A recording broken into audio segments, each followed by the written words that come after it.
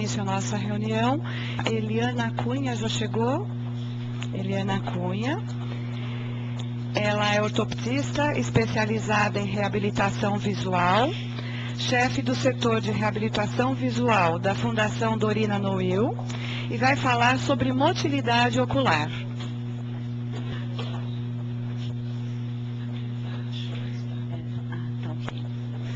Bem, bom dia a todos. Primeiramente, agradecer o convite, agradecer o presidente Sr. Abraão, o Wagner, que me convidou para ministrar essa palestra para vocês. Eu gostaria de dar algumas informações a vocês sobre o tema da palestra que eu vou expor, é a motilidade ocular.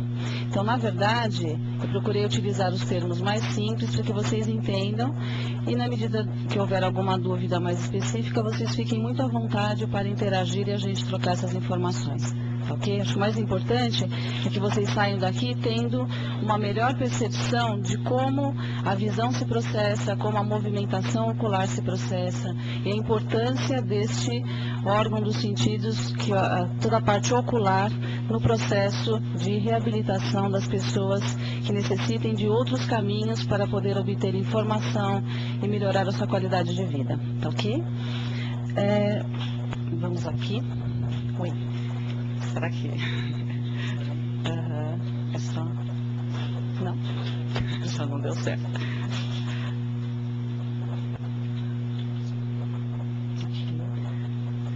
Primeiramente, é muito importante que muitas vezes as pessoas acreditam que a visão é um processo muito simples. Daí as diversas dúvidas referentes às possibilidades, inclusive quando as pessoas têm algum problema ocular, um problema de visão. E a visão é um processo tanto sensorial como motor. E é isso que nós vamos tentar falar um pouquinho para vocês hoje. Primeiramente, para a gente entender como a visão se processa, é importante que a gente tenha uma percepção de como é o olho e quais são as funções que ele desempenha nesse processo todo de desenvolvimento visual. O olho, ele é só o início desse processo. É por onde começa a visão, mas ela de forma alguma termina no globo ocular. Primeiramente, o olho ele é tão delicado que ele necessita de anexos para protegê-lo. Então, se nós olharmos alguém de frente, nós já percebemos algumas estruturas que são, na verdade, para protegê-lo. Então, nós temos assim a sobrancelha, que tem a finalidade de retenção de suor. Nós temos as pálpebras, tanto a superior como a inferior, que tem como objetivo proteger o olho de qualquer invasão. E esse movimento de fechamento ocular, ele é tão rápido, por isso que se torna tão difícil a gente pingar a colírio, não é mesmo? A gente vai pingar o colírio, é uma tortura, né? Tem até aparelhinhos, as pequenas estruturas, para que a gente consiga, objetos para que a gente consiga pingar um colírio de tão rápido que é esse movimento de fechamento palpebral, para proteger mesmo o olho das agressões externas. Nós temos também os cílios, que também promovem a retenção de poeiras e qualquer outro resíduo que a gente entra em contato. E nós temos a conjuntiva, que é um tecido que protege todo o olho. A conjuntiva tem a função de retenção de todos os micro-organismos nocivos nessa região. A gente pode não ter ouvido muito falar de conjuntiva, mas com certeza já ouvimos falar da conjuntivite. Por que há essa inflamação? Porque há um contato, essa infecção, um contato com esses micro-organismos que são retidos nessa membrana. Aqui temos uma foto de alguns músculos faciais, os orbitais e o palpebral, que promovem a movimentação dessa musculatura facial. E aqui, na verdade, é para mostrar para vocês como o globo ocular ele está inserido na cavidade orbitária. Então, ele está inserido através da musculatura e a cavidade orbitária é bastante forte para realmente proteger toda essa musculatura. Entrando já no tema da musculatura, nós temos 6 músculos que controlam os movimentos oculares. E esses músculos, a gente não vai entrar em detalhes de como eles são as inserções e nomes mais complicados. O mais importante é nós sabermos que essa musculatura ela tem que estar íntegra para que haja um movimento conjugado do olho direito com o olho esquerdo. Então, esses 6 pares de músculos, 3 pares de músculos, nós temos o superior e inferior, nós temos o lateral e o medial e os músculos oblíquos, que a gente vai comentar um pouquinho qual é a função de cada um deles nesse processo de movimentação ocular. Só com a integridade dessa musculatura é que nós garantimos que com os 2 olhos que nós temos, nós consigamos ter uma imagem só percebida no cérebro. Se houver alguma alteração desta musculatura, de fato vai haver uma série de alterações e outros problemas visuais. Aqui uma outra foto dessa mesma musculatura, de um outro ângulo, né, mostrando então o reto superior, o reto inferior, reto medial, lateral e os oblíquos que fazem o movimento de torção. E esses músculos, toda essa musculatura, de uma forma geral, eles interagem. Então, nós temos os músculos que nós chamamos de antagonistas, os sinergistas e os conjugados. Só de um apanhado mais geral, é só para entender que tanto a musculatura do olho, de cada olho individualmente, eles acabam recebendo estímulos inervacionais de maneira que eles tenham uma atuação, eles possam promover a movimentação daquele olho. E os conjugados são no olho oposto. Então são músculos que interagem, olho direito e olho esquerdo, de modo que nós possamos movimentar os 2 olhos para a direita, para a esquerda, para cima e para baixo, de uma maneira harmônica. Ok? Só para termos uma ideia, a inervação muscular. Esses músculos recebem nervos. O terceiro nervo craniano, ele vai ser responsável pela movimentação do reto medial, que é esse músculo que fica próximo, para a gente ter uma ideia, próximo do nariz, né? Os retos mediais, eles ficam próximos ao nariz. E eles são responsáveis por esse movimento de adução, de movimentação do olho para dentro. O reto superior, que é responsável pela elevação, o inferior pela depressão, o oblíquo inferior de uma forma mais simples, um movimento de torção, que a gente chama. O levantador da pálpebra, a musculatura intrínseca, que é o esfíncter da pupila, que a gente vai comentar daqui a pouquinho, que a pupila ela faz um movimento de abrir e fechar, de modo a propiciar maior ou menor entrada de luz. E o quarto nervo craniano, que ele vai ser responsável pelo oblíquo superior, e o sexto nervo pelo reto lateral, que faz um movimento para fora, de abdução. Então, toda essa musculatura, ela vai ter uma informação em cada par de músculos para que a gente faça cada movimento que nós necessitemos. Aqui tem um pequeno desenho, que é um pouquinho, à primeira vista, dá um pouco de aflição, né? Nossa, e agora? O que eu vou entender dessa história toda? Mas é só aquilo que nós já falávamos, a questão dos nervos que vão chegando nessas musculaturas. Olha, no reto superior, no inferior, nos oblíquos, no medial e no lateral, são todos inervados. Aqui são as bases de onde partem os nervos, para que haja esse processo de movimentação.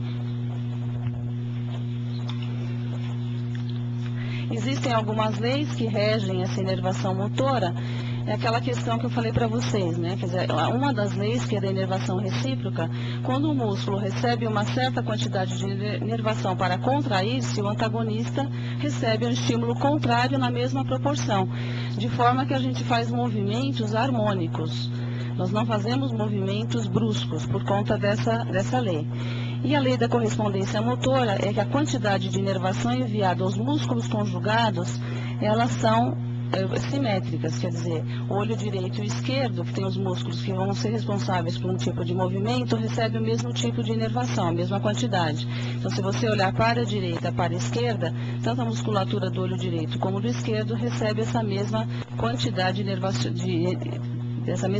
inervação, para que haja uma proporcionalidade no movimento.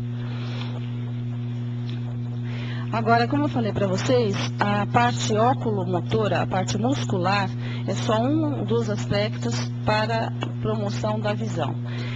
Para que a gente entenda um pouquinho a questão sensorial, só para a gente entender, aqui tem um corte transversal de um olho, em que mostra as estruturas oculares internas, de forma que a visão comece. Como a gente havia falado, o globo ocular é onde se inicia a visão. A luz que chega de fora do ambiente, ela tem que passar por todas as estruturas oculares, porque o principal objetivo é que ela chegue na retina. Porque a retina é que é responsável por transformar essa luz num estímulo nervoso. Então, essas estruturas, elas têm que estar íntegras. Então, a primeira estrutura que nós temos é a córnea. A córnea é aquela região, para a gente ter uma ideia mais gráfica, é a região onde a gente coloca a lente de contato. Tá? Então, é aquela tampinha, vamos dizer assim, do olho, que tem que ser transparente, bem esférica, e essa região é a primeira parte do olho em que é transparente para propiciar a entrada de luz. Tá ok? Passada a córnea, nós temos aqui uma câmara anterior, nós temos a íris, o cristalino. A íris promove o fechamento e a abertura da pupila, porque a pupila, na verdade, é um buraco. Então, esse pontinho preto, né, que é a tal da menina dos olhos que todo mundo fala, ela, na verdade, é um orifício pelo qual essa luz tem que passar. E a íris é o colorido do olho. Então, essa íris também recebe uma inervação de forma a abrir-se ou fechar. O que? A pupila, não é? Então, se nós temos um ambiente com muita luz, a pupila fica pequenininha. Se nós temos um ambiente com pouca luz, a pupila se dilata. Isso fica bastante fácil de perceber no olho do gato, né? Então, o gato, como tem aquela pupila verticalizada e mediante muita luz, você vê apenas um tracejado bem fininho. E o olho do gato no escuro assusta, né? Porque a pupila fica muito grande e você percebe essa dilatação pupilar de uma forma mais intensa, tá bom? Aqui nós temos o cristalino, que também não é muito conhecido, mas é conhecida a catarata, né? Então, a catarata é quando esse cristalino, que é transparente, fica opaco e a luz já não pode passar lá para chegar na retina. Também dá para a gente fazer uma cirurgia aqui, se for o caso. O humor vítreo, que é uma grande massa gelatinosa, que vai preencher o olho para que ele possa ter esse volume. E, finalmente, a retina, lá no fundo do olho, onde existem as células fotorreceptoras. Nesse caminho aqui, olha, só para explicar para vocês, o olho, vamos imaginar como se ele fosse uma grande cebola com 3 camadas. Então, a gente tem a camada de fora, que é toda a parte branca do olho, que ela é rígida e para proteção é fibrosa. Temos a coroide, que é para nutrição, e a retina, que é formada por células nervosas, que vai transformar a luz em impulso nervoso e vai ser conduzido pelo nervo óptico. Essa é a segunda camada da retina, que é bastante irrigada, por isso quando a gente coça os olhos eles ficam vermelhos, porque a gente agita todas essas veias e essas artérias, ok? Essa é a retina. Então, a retina é o fundo do olho. Então, o exame de fundo de olho que a gente faz, a gente quer ver as células lá do fundo do olho, como elas estão. E um fundo de olho saudável tem essa cor alaranjada. Existe uma região com uma cor mais forte, mais intensa, mais brilhante, que é a mácula, que é responsável pela visão de detalhes. Então, quando a gente coloca nossos olhos em frente, a gente joga as imagens em frente na nossa mácula. E aqui nós temos cones, que são responsáveis pela visão de cores e de detalhes. Quando a gente quer olhar o rosto de alguém, a gente coloca a imagem desse rosto na nossa mácula, olhando em frente. E a retina periférica, que é formada por bastonetes que tem a percepção preto e branco de formas. Graças à retina periférica que a gente anda. Então, se nós, porventura, é só fazer um teste, né? Se a gente colocar a mão sobre o olho e fechar um dos olhos e olhar por um orifício, a gente só fica centrado na mácula, a gente não consegue andar, nós cairíamos. Então, se tivermos problemas na região periférica, nós não vamos conseguir andar, e se tivermos problemas na mácula, nós não vamos conseguir ver detalhes. Leitura, ver o rosto de alguém, determinar, você olha uma sala e você vê só os contornos, mas você não vê quem está sentado, o rosto, o detalhe, vê a lousa, não vê o que está escrito, que é essa questão de quem tem problemas nessa região macular.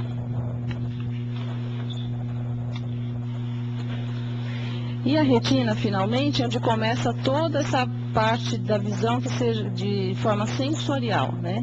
São células fotorreceptoras que transformam a luz em impulso nervoso. É formado por 10 camadas de células nervosas. numa espessura de uma folha de papel. Daí a grande dificuldade de intervenções na retina.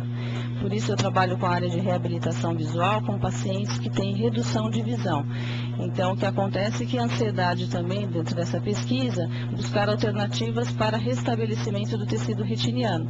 Mas por ser muito complicado e muito delicado, ainda não temos procedimentos para haver a cura até o momento. E esse aparelho óculo-motor vai proporcionar que essa retina esteja estimulada. Então, uma integração do movimento ocular com toda essa área retiniana sensorial desenvolvida. E a visão se desenvolve até os 7 anos de idade. Então, o que vai acontecer? A visão não nasce pronta. Por isso que a gente olha o bebezinho, chega até uma certa idade, ele aceita o colo de todo mundo, né? De repente, ele começa a te estranhar. Que é quando o refinamento visual começa a ficar mais acentuado. Então ele te olha e vê que você não é conhecido. Então, ele já começa aquele choro e o adulto fica sem graça, né? Nossa, hoje não foi com a minha cara, acho que ele não gosta de mim, não é nada disso. É que ele olhou para você e viu que não é a mamãe, entendeu? Então é que ele olhou e falou assim, não é a mamãe, ele chora, né? E antes não, era todo mundo meio parecido, né?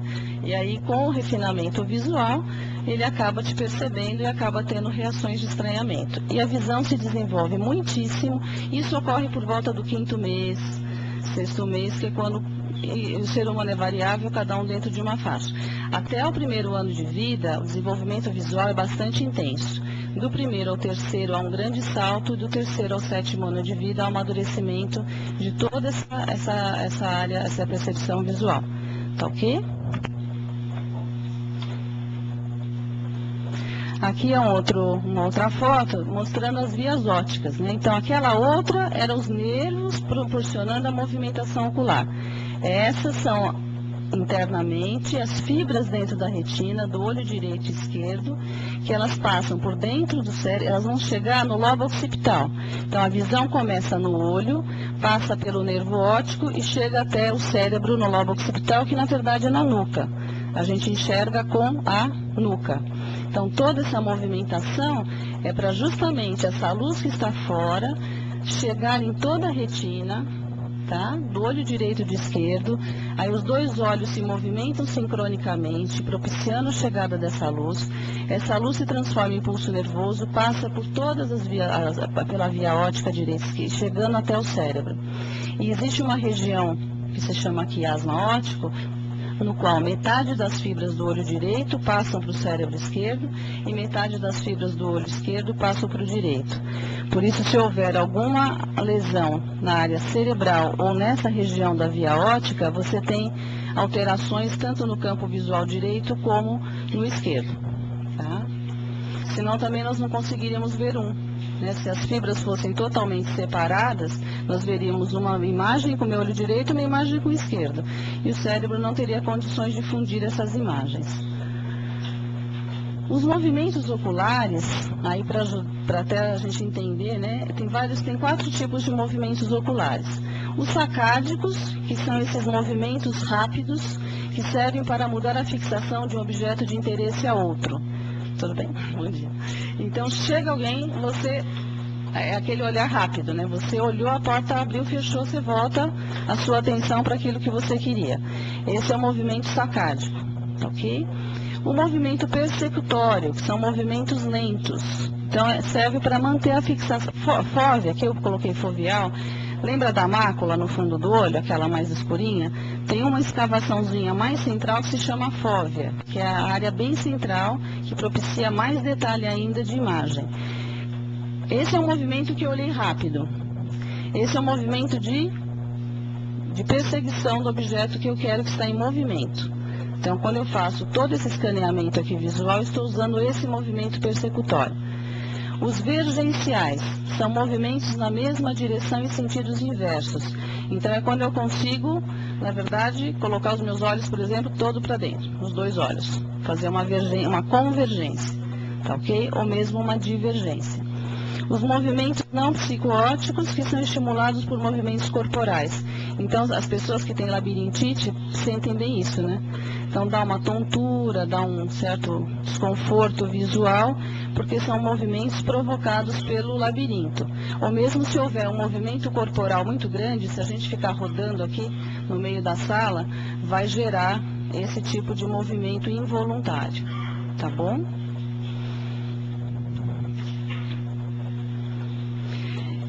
E agora eu gostaria de mostrar para vocês rapidamente, quanto tempo eu tenho? Alguém responsável pelo tempo? Tem um tempinho ainda? 5, tá ótimo.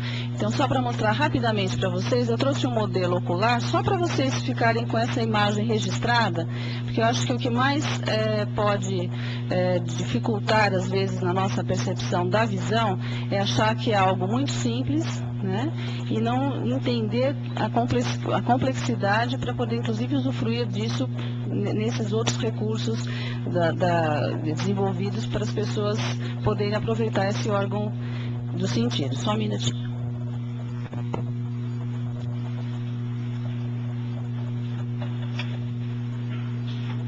Eu gosto de mostrar esse modelo, em geral, uma descrição, eu não faço seguro, é para todos os pacientes, é para projetos, todo mundo.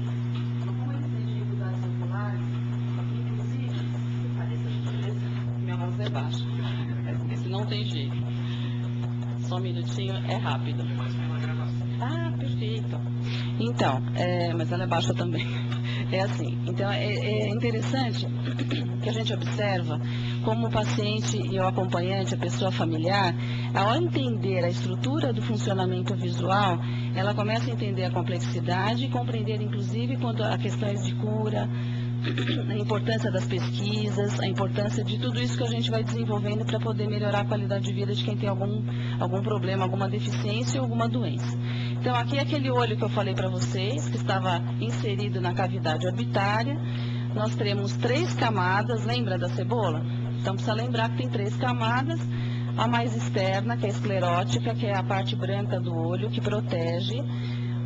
Aqui está verde água porque esse olho é chinês, tá? A gente não fez um estudo ainda para saber por que o chinês fez o olhinho verde água, mas tudo bem. Tem uma camada intermediária, que é a coroide, que é responsável pela nutrição, e uma camada mais interna, que é a retina, tá?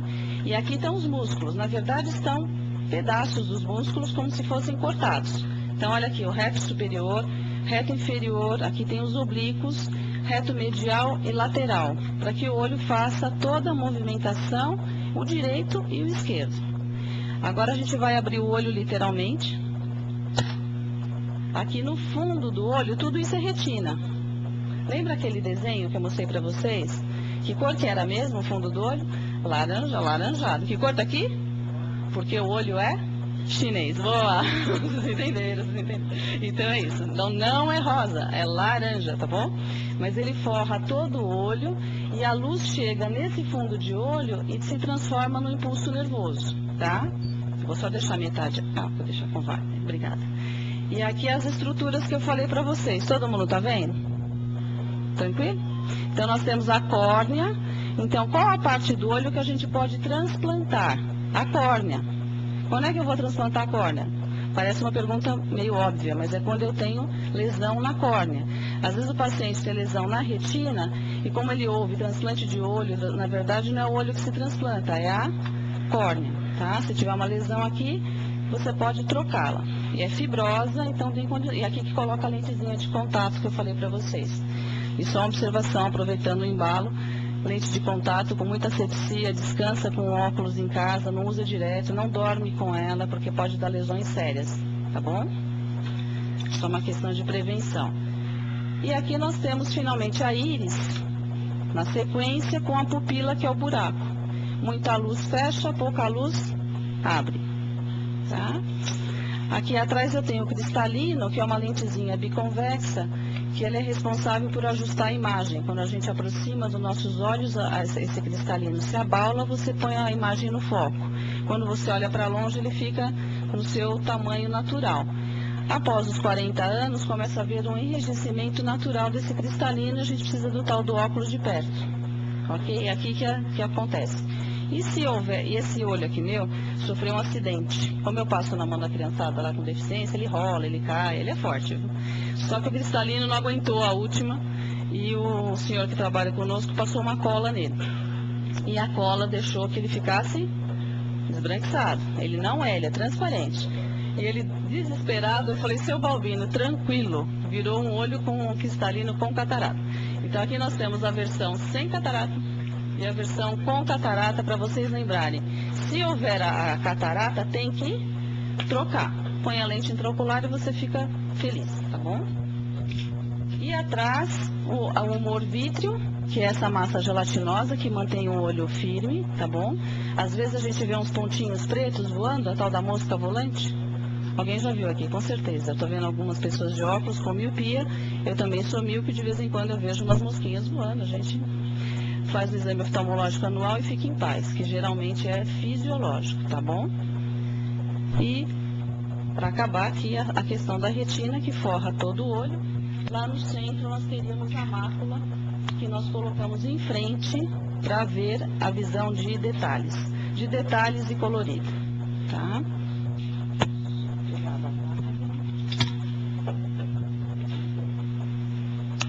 Então, precisava mostrar para vocês, porque eu acho que ajuda um pouquinho a gente entender melhor como é essa sequência visual e como acontece esse desenvolvimento da visão. Então, para haver um bom desenvolvimento visual, é a integridade das funções oculomotoras.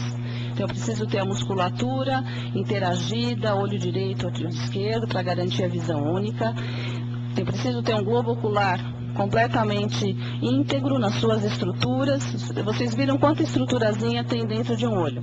Então, para que garanta a chegada dessa luz até a retina. As vias ópticas que vão conduzir esse impulso nervoso até o cérebro, né? Então, tudo funcionando para quê? Para garantir essa chegada no cérebro. E só um alerta aqui, mas no sentido de prevenção, que a visão se desenvolve até os 7 anos de idade. Se vocês tiverem alguém na família ou alguém conhecido que tem algum distúrbio visual, ao nascer, sempre os procedimentos têm que ser o mais rápido possível, porque muitas doenças a gente consegue conter, minimizar os efeitos e até propiciar um desenvolvimento normal. Tá ok? Então, muito obrigada pela atenção.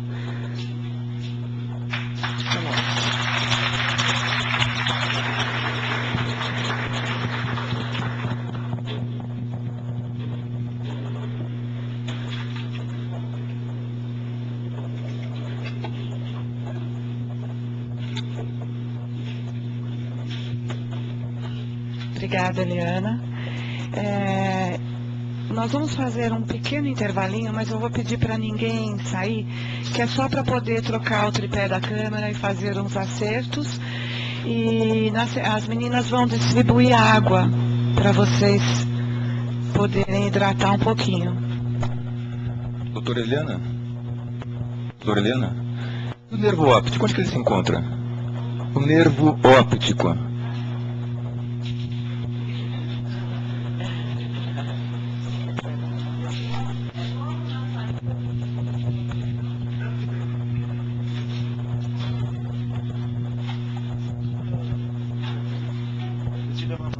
Muito obrigada. O nervo óptico, pode segurar? O nervo óptico é bem na saída do globo ocular. Então, se a gente tiver o globo ocular aqui na minha mão, olha, ele acaba, depois que o olho se forma, ele sai do fundo do olho. Então, ele sai do fundo do olho, é como se fosse um grande fio que vai até o cérebro. Então, o olho está aqui, tá ok? Vamos imaginar que esse olho está aqui no meu rosto. Esse nervo óptico está aqui no fundo do olho e ele vai conectar a visão com o cérebro na parte do lobo occipital, que é a nuca. Então é só imaginar, bem grosseiramente, globo ocular, um fio comprido que é o nervo óptico, que leva a informação até a nuca, que é o cérebro. Faz a pergunta. Em termos de computador, é um cabo de rede. Isso, é um cabo de rede. Segundo o nosso amigo aqui, definiu bem, tá ok? Alguém quer fazer mais perguntas sobre esse tema?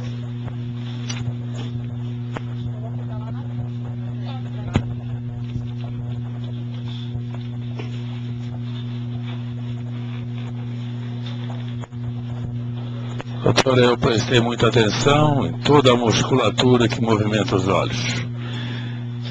Minha esposa tem ela, já há 5 anos, está numa cama hospitalar, não se movimenta. Mas é interessante que ela tem um sorriso muito lindo. E hoje eu tenho conseguido, nós em casa temos conseguido manter a não depressão, isso causa. E eu aprendi que tem um neurônio motor associado.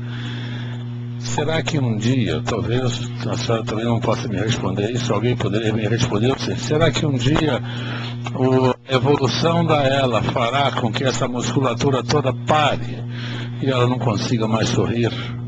Essa é a pergunta. Bem, qual o nome do senhor?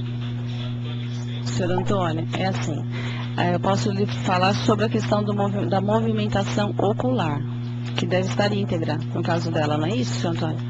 O movimento ocular dela é normal, porque justamente a questão da movimentação ocular é que ela não é só motora. Essa que é a grande vantagem, por que fica preservado? Porque a visão é eminentemente sensorial. Então, o estímulo retiniano é que faz com que haja a movimentação posterior ocular. Quer dizer, o que motiva a visão, se você pegar uma pessoa com deficiência visual, que tem alterações retinianas, o que você vai observar? Você vai observar movimentos... Alô? Oh, nossa! Ficou bom esse. Então, assim, se você tiver uma deficiência visual, uma alteração sensorial retiniana ou nos nervos ópticos, o que vai acontecer? Você vai perceber que a pessoa fica com movimento ocular errático. Então, o mais importante de toda a questão do desenvolvimento visual é a questão sensorial que fica preservada no ela. Então, a questão motora é a secundária. Por isso que nós temos essa preservação e utilizar essa preservação para as tecnologias assistivas que vocês vão ver depois. Então, é uma região que realmente não se espera que seja afetada por esse motivo. Não.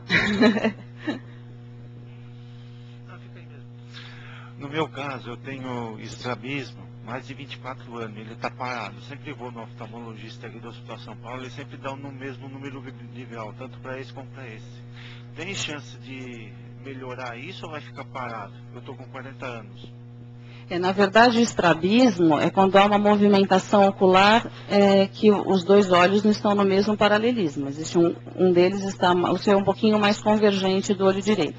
Então, o que vai acontecer? Após a maturação visual, na verdade, você tem que ter uma visão, olha, até para ajudar o senhor a entender, só para vocês entenderem, olha, se você tiver uma visão, vocês já viram criança pequenininha usando tampão?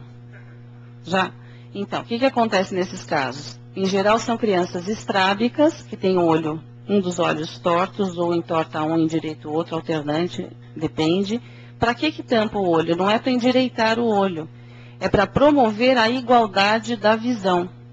Quando essa visão está bem próxima, olho direito, olho esquerdo, o oftalmologista opera a parte muscular e aí a visão, o olho consegue se manter paralelo. Se houver uma diferença de visão muito grande, você opera a parte muscular e ele volta a entortar. Entendeu? Então, o que vai precisar saber no seu caso é se a visão está proporcional. Se ela estiver, se bem pelo pouquinho que eu vejo daqui, é um grau muito pequeno, eu acredito que não seja cirúrgico. Só pelo jeito, daqui já percebi, mas enfim. Se eu fosse um estrabismo de âmbito maior, teria que se medir a visão monocular, olho direito e olho esquerdo, só se houver, se essa visão for muito diferente, a probabilidade de volta desse distúrbio é grande. Mas sem óculos, né? Quem usa óculos tem que sempre ser percebido de óculos, tá bom? Obrigada, Eliana.